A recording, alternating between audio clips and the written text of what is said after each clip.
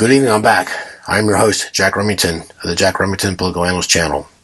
Today's video, I'm going to start off with an appreciation of Donald Trump one more time. Happy birthday, Donald Trump. You're 79. You act like a 49-year-old. You're running circles around these people over half your age difference. They don't know what to make of it. Donald Trump knows he's got 2 years. He doesn't have 4 years. He has 2 years. Why? The Democrats are going to kick the crap out of the Republicans in the midterms in 2026, and they're going to win the Senate. Okay, with those two bodies of Congress, they're going to impeach Trump on day one. They've already told you, Hakeem Jeffries and AOC and this Jasmine Crockett, they've already told you that they're going to impeach Trump. They'll find something. If they can't find something, they'll make something up. The rule of law doesn't apply to the Democrats. So if you keep thinking it does, I can't help you. Don't watch this channel then. And then you know who I'm talking about. You know who I'm talking to. Trump's going to be removed. He will be the first president ever removed, and I hope I'm wrong. I love it when I'm wrong sometimes, especially if it's to our country's benefit. I want to be wrong. But I can read the writing on the wall. And this is also a payback. Donald Trump's made more enemies this time because he's cut off their grift. I mean, I couldn't figure out for the longest time. I thought, well, he is kind of rude, he's crude, and he says stupid things, and he doesn't back down, he's a fighter, blah, blah, blah. Well, in the business world, and Wall Street, and the real people that own this country, okay, not these Senate and House people that you see, that's just dressing for the public, scenery for the public, okay, but the real owners, the people that donate to these people and put them in office, these oligarchs that even Jimmy Dore complains about, they want the country to run their way. And they don't like Donald Trump chasing out the free labor and the cheap labor they don't have to pay taxes on, or very little taxes on. When you have a job at 7-Eleven down the street, California's $20 an hour is the minimum wage now, right? Part of that $20 an hour, $5 is taxes. Well, that employer has to match those taxes. Okay, that's how the business works, okay? And Social Security, you pay 7.05%, the FICA part of the portion of the Social Security. I'm not going to break it down for you. But the employer has to match that too. Well, with these illegal aliens, they don't have to pay any of that, do they? And they're getting stuff done. And it may not be done great. I mean, ask Boeing, okay, with their DEI programs and everything else. And there's been how many near crashes since Joe Biden took office in 2021? Well, there was over 100 near crashes that the mainstream media does not want you to talk about. And the New York Times, by the way, told these reporters to stand down on that article about the aviation, about it since what happened since they put into this DEI. But the Supreme Court's got some sense, and even though they got a couple DEI hires on there, and I won't mention any names for this video, and they're doing away with these programs where they got to hire the worst candidate and blah, blah, blah. No, stop it, okay? America became great because we hired the best and the great people. If they happen to be a certain race or a certain creed or from a certain lineage, so be it, okay? We can't help it that certain people are not going to get with the program. They refuse to assimilate, and that's a different video for a different day. And my wife is angry at me for talking about this, but I'm going to talk about it anyway. It's my channel. I'm going to do it. Okay, I don't care what anybody says. This is my First Amendment right. I'm going to speak my mind. And if I offend you, well, that means I'm doing my job. Okay, because I don't care about your feelings. I care about the facts. I care about America surviving, and I want my grandchildren to have the same opportunities I had when I was a teenage boy. Okay, that's fair. You want to talk about equity? That's equity. That's fairness. I had to watch my daughter scramble to try to get anything when they were trying to get extra money for when they were going to community college and everything else. It was horrible. But we have a problem in MAGA right now. Make America Great Again movement that Donald Trump started. 50% of the influencers and people that I follow, they're on the first camp of Donald Trump, keep your mouth shut. Don't get involved in the Israel-Iran war. No boots on the ground. The second camp is, well, Trump, you need to try to negotiate something because we don't want Iran getting the nuclear weapon. And we also don't want boots on the ground. Here's the issue. Donald Trump doesn't want boots on the ground either, only as a possible last resort. He didn't do it in his first term, and there was all kinds of hot spots throughout the world because the military-industrial complex can't survive unless they're blowing somebody up. That's how they make their money. And if you don't understand the military-industrial complex, that a Republican president, when I was a small infant child, got on national television his farewell address, the late great President Ike Eisenhower, the supreme commander of Allied forces of World War II, kick Hitler's ass, okay, and deservedly so. He got up there and said, beware the military-industrial complex. That speech was so profound that the great Oliver Stone, who I met March 31st, Dulles Airport, by the way, he opened the movie with that, and he was almost run out of the business because of that. And Eisenhower's message was, beware the military-industrial complex, of the influence and how they're going to run this country. And I'm paraphrasing what he actually said. Go watch JFK as a movie. If you want to get started in politics, but this is what got me started. I watched that movie JFK about 10 times, and I watched the special feature probably 15 times. So Donald John Trump, He doesn't own anything that's related to the military-industrial complex. He's not a major shareholder of Boeing or McDonnell Douglas or these other companies that survive on your tax money and this unlimited black box budget they've had since the 1970s. It's got to stop, folks. But Donald John Trump, he was a businessman. He never worked in the government before, kind of like Eisenhower, but Eisenhower was the supreme commander, like I said. So that was his government experience. He still had to follow certain rules, employment rules for the military, the GIs, the civilian employees. So he had government experience, but not like how they were trying to conflate that he didn't. Okay, that's your Marxist talking points to try to whitewash facts to suit them and make the kids understand what they want them to understand. But the truth of the matter is, Donald Trump is the only president in American history that had no government experience. Okay, and people just said that was a negative. I say it's a positive. H. Ross Perot, I voted for him in 1992. Him and Admiral Stockdale, Jim Stockdale. Perot had no government experience either, but he had the EDS, electronic data systems. But that was all money from the government, kind of like what Elon Musk's money is from SpaceX, the Boring Company, the Starlink. That's all. He got government grants and government loans and stuff, and he paid it back. I understand all that, but Elon Musk got a lot of his money from the government. Okay, and I'll talk about Elon Musk in a different video. So we have the best negotiating president right now. Okay, let me spill the beans before I go any further so I don't forget. I'm in the second camp of, no, I do not want Iran getting a nuclear weapon. The rumor has they already have 10, in the final stages ready to go. 10's a lot. I mean, there's sites you can look up to talk about the countries, the 10 countries that have nuclear weapons. There's 10 countries that have nuclear weapons, okay? You want to make Iran the 11th country? Really? Well, it's only fair. Well, if you really think it's fair, then stick to your first camp and keep bad-mouthing Donald Trump, keep bad-mouthing Pete Hegseth, keep bad-mouthing American policy, foreign policy, run by the elected president of the United States, Donald John Trump, okay? These students that you see in the streets, well, the Palestinian flag from this Palestinian movement and destroy Israel, okay, it's been replaced by the Iranian flag. Okay, now they're defending Iran. There were some Iranian flags in the LA No Kings protest I saw in the video. That's how bad it's getting. I'm in the second camp. I'm in the camp of, yes, Donald Trump, you're the best negotiating president we ever had in our country. Yes, negotiate these clowns into getting a peace accord. You got the Abraham Accords in the first term, and nobody gives you any credit. Although the late, great Jimmy Carter pushed you for a Nobel Peace Prize for getting the Abraham Accords going, and they told Jimmy Carter to shut up. You're 97 years old. We hope you make it to 100, but shut what up. Don't dare nominate Donald Trump for a Nobel Peace Prize. But Jimmy Carter was correct.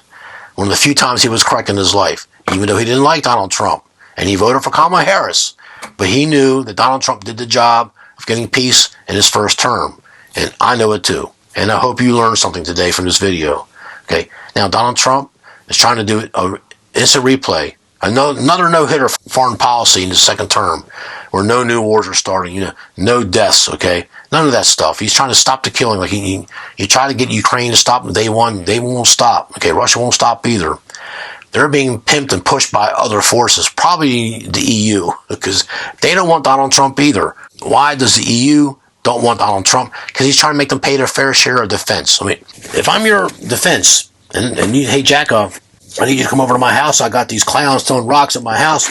I need you to come over and be General Jack and make it stop. And I come over and I make it stop. Well, I'm going to send you a bill. You need to pay that bill. Germany and France and Great Britain and Scotland and the Netherlands and Sweden. Oh, no, we ain't paying you. We're only going to pay our little 2%. And Trump said it's not fair. Why should we foot the entire bill for your defense? We got bases in almost every country. Why should we continue to do that? And I still stand by this video. I stand by my words that Donald Trump was correct in the first term. He's correct now.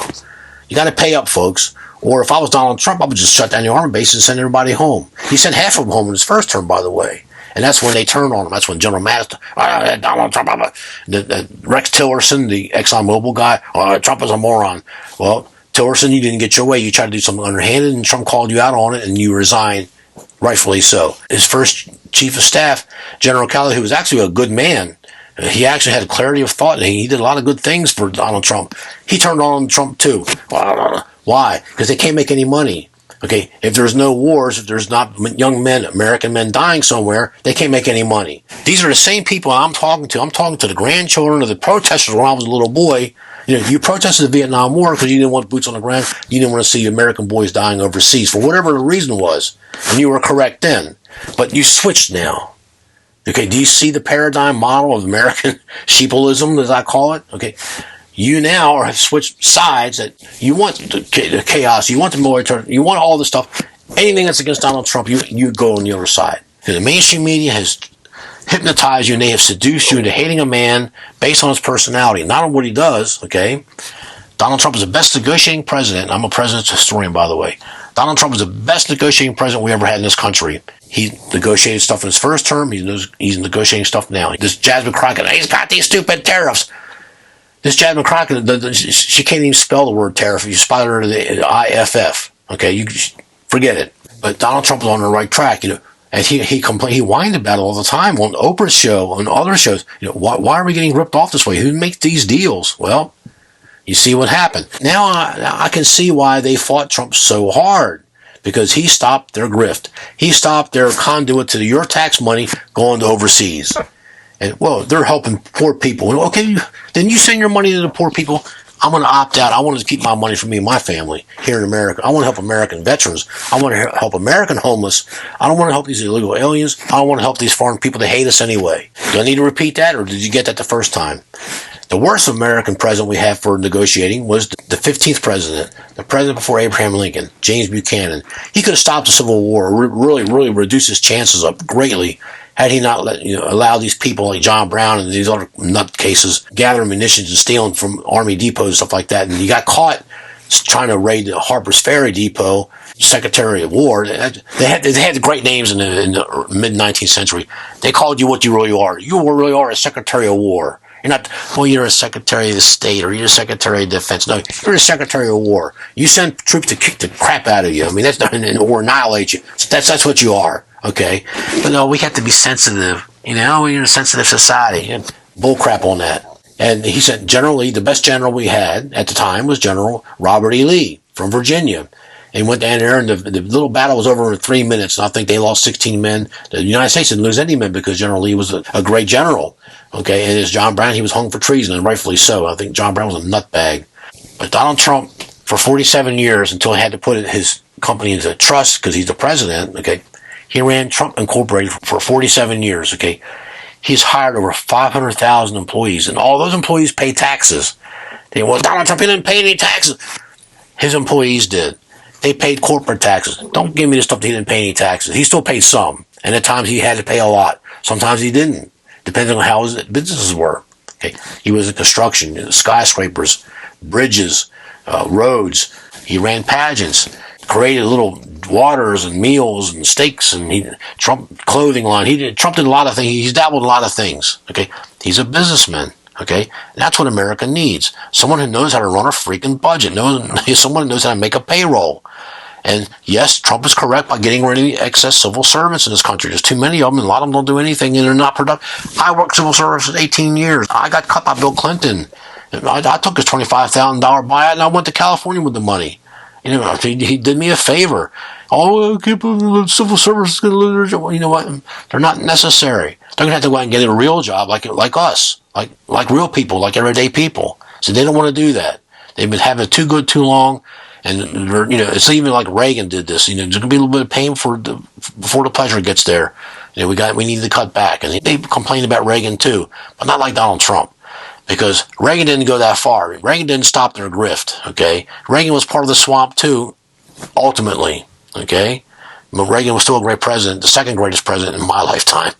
Thing is, Trump is correct. He's got to stop Iran from getting a nuclear warhead, because they will use it. They will use it against Israel, and they will use it against us. They will use it. They've said they will use it. What more proof do you need why we need to stop them? We need to stop Iran. Trump is correct. And then New York, well, he's backpedaling. He's getting them 2 more weeks. Well, look, he's negotiating. That's his job. Let him govern. Okay. Could you imagine if Kamala Harris was president right now? Has she won that election? Okay. Could you imagine what kind of crap she'd have told these people about negotiating or not negotiating, or just go ahead and just nuke them, or even Hillary Clinton? Both Hillary and Kamala, they would have rubber stamped the military-industrial complex, and who knows how many millions would have died in both Ukraine and Iran, Israel, and the Middle East. And there's other hot spots. There's Taiwan. China wants to make noise about Taiwan. There's 2 countries in South America that waving the war club. It's French Guiana versus Guyana waving the war club at each other. There's civil unrest in the nation of Colombia, South America. I mean, a lot of hot spots in the world, and Trump is on top of it, and he's stopping it all. He stopped it in his first term. He's going to stop it now. Oh, he couldn't stop the Ukraine war. Well, that's because they're being pimped and pushed by the European Union because they're trying to get rid of Trump too. Why? Because he's making them pay their fair share of defense. But I'm here to tell you, folks, that we got the greatest negotiating president in American history, and if he can't save us, then nobody's going to be able to save us. I'll stop discussing it with certain people because they don't get it, okay? They don't want Donald Trump interfering with Iran. They feel Iran should be able to defend themselves or go to war for themselves and have the bomb like 10 other countries in their equity thinking. But it's okay if we spend $350 billion and counting, give it to Ukraine against our will, okay? Give them money that we're never going to see again, okay? And they're attacking a nation that has 6,000 nuclear warheads and whose country's entire gross domestic product goes to their defense. In Russia. Russia got weakened during the meltdown of Chernobyl and the dissolution of the USSR in 1991. That may be true, but the military didn't dissolve. Matter of fact, the military stayed intact and actually increased. Their military stayed tougher and stayed in readiness because they didn't know what was going to be next. And they couldn't take a chance that it would be for the worse. It's probably good thinking if you take a few seconds to think, put yourself in their shoes. I'm not a Russian stooge either. I'm not one of these Russian backers, but I got Russian friends, and they're all Republican, by the way. They tell me in passing in certain comments, and they don't talk about it very much. They're hard to get them to open up to, and rightfully so. They say, yeah, we know what communism and Marxism and socialism is. We live from Russia, and they're what the Democrats are today. That's why they will never vote Democrat. But the first couple generations to come over here from Russia and the Eastern Bloc countries, they're all Republican. The Cuban Americans, they're all Republican. Yeah, the grandchildren go to these Marxist universities and how racist we are and how bad we are and how we need to be destroyed. They fall for it. They're peer pressure. They're young kids. They're malleable. They're easy to convince. They're easy to get on your side. But I'm here to tell you that Donald John Trump is on the right track. We need to stand behind him. Don't be a fickle, fair weather friend. Oh, he's the best American president we've ever had. Okay, because they can't own him. They can't buy him. He will not rubber stamp things just to rubber stamp. Although I think if he had won 2020, they let him win the 2020 election, rightfully so. Things would have been okay. But now he said, okay, they shot at me twice, and they're trying to kill me. They're going after my family. They locked up Steve Bannon, locked up Peter Navarro, locked up Roger Stone. Okay, well now, I'm going to fight back. I'm going to show them what the president can really do. And they're ruling against him because they know they can't stop him. But he's slowly starting to win some of the key battles. He's got to win that battle about the birthright citizenship. He has to win that battle. If he loses that, then you kiss your country goodbye. Stay with Donald Trump. I hope this Iran-Iraq thing gets resolved peacefully. But if not, I understand Trump's got to do what he's got to do. He's got to destroy their nuclear capabilities. Okay? And you think they're not going to use them? If you do, I got a comic book here I'll sell you really cheap. Mission Impossible comic book. It's got Peter Graves here and Martin Landau here. This is Barbara Bain, the black guy, Greg Morris. Okay, they had to have a black guy in there, so he won that audition. I paid $2 for this comic book on eBay. I'll sell it to you for $300. That's the current price right now. If you really think that this great country Iran is so great and they're not going to use a nuclear weapon against Israel and or the United States of America, then I got a bridge out here in Ventura. I'll sell you on it for a good price. Thank you, ladies and gentlemen, for listening to my rant. This is important stuff to me.